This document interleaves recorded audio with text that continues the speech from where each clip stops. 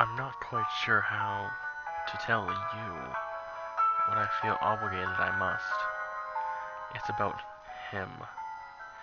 Yes, him is the best pronoun I can find, or rather, use to describe this anomaly. Rest be assured that this is no man, something not of this planet, and possibly not even something from within this existence. Hell, him implies something living, and I cannot be sure anyone could call him that, without a complete rewrite of human language itself.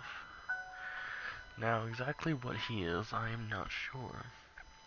Whether he is some conscious being, far further evolved from humanity, or a moral rendering of the universe itself, cannot ever be told. What is known is that he's an omnipresent being, as I will call him, and does, or at least can, render himself everywhere and nowhere at the same time. It doesn't make any sense, I know, but ask yourself, does anything? Well, he's watching. He's always watching.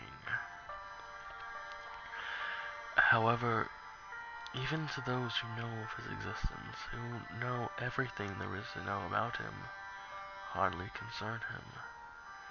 The only way to make him care is something that can only be described as a ritual. Granted, it's none of your stereotypical cloaked and hooded figures chanting in a dark room full of candles, cultic foolishness. No, no, it's something much more mundane. In fact, the event itself is incredibly common, and I mean colossally so.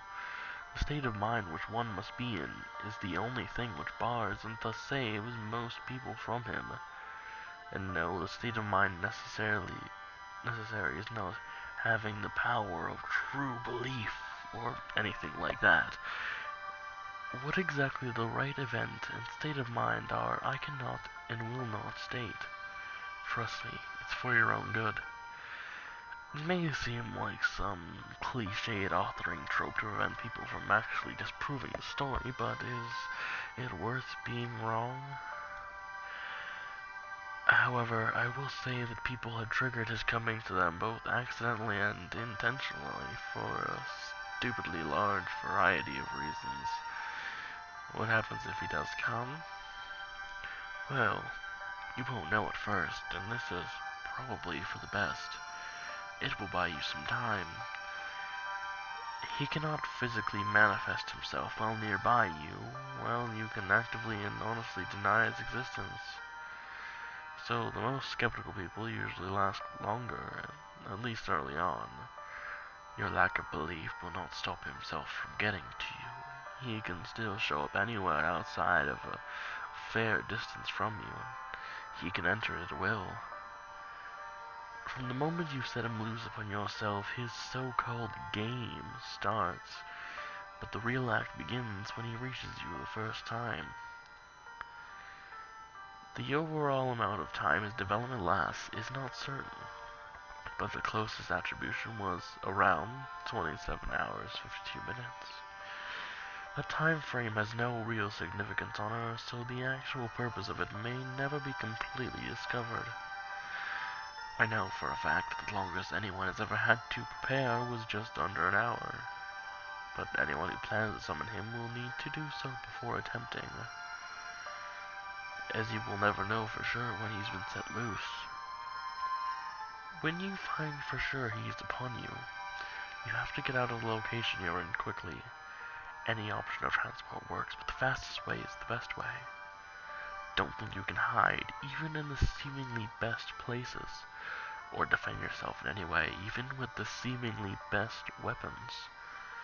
People have tried thinking that no one will ever find them in that spot, or that no one can ever touch them with that weapon, be it a knife, gun, holy book, or blunt object. Hell, you could have a tank and still not be safe. Also be wary that public places are no safer than anywhere else, and he does not hesitate to make himself known to you. Everyone around you will see him get to you, but he will pay no mind to anyone save for you. Even with an entire army in front of you using everything they have, I would not recommend running as your only escape method.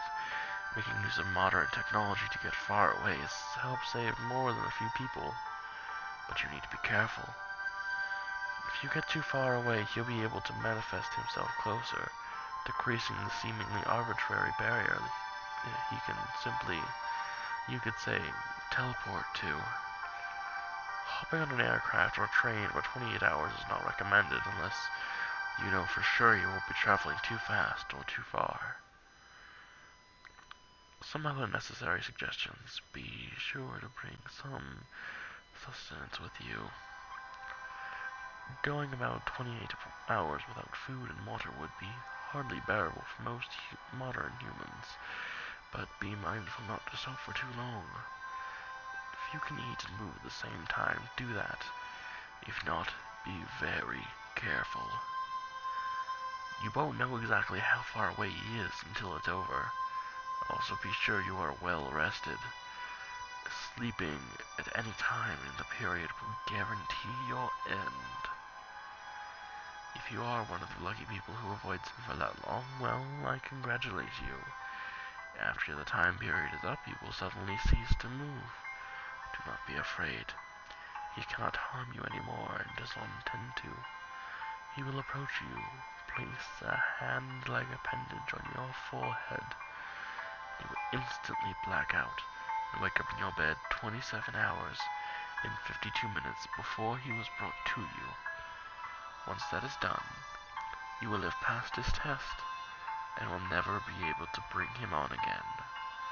To say you've gained anything from it is up to your interpretation, but you will remember the incident. No one else who may have been involved is going to, though, so it is best to keep to yourself in order to avoid the certain allegations of insanity. It's quite interesting to think about, actually, considering many people will try to bring him upon themselves, trying to disprove this random creepypasta they found on the World Wide Web. Most will find nothing, and those who do will likely be forgotten with time. I know this well, but it seems a fool is always a fool, whether they are right or wrong. Just remember, c'est en regardant. I'm watching. I am always watching.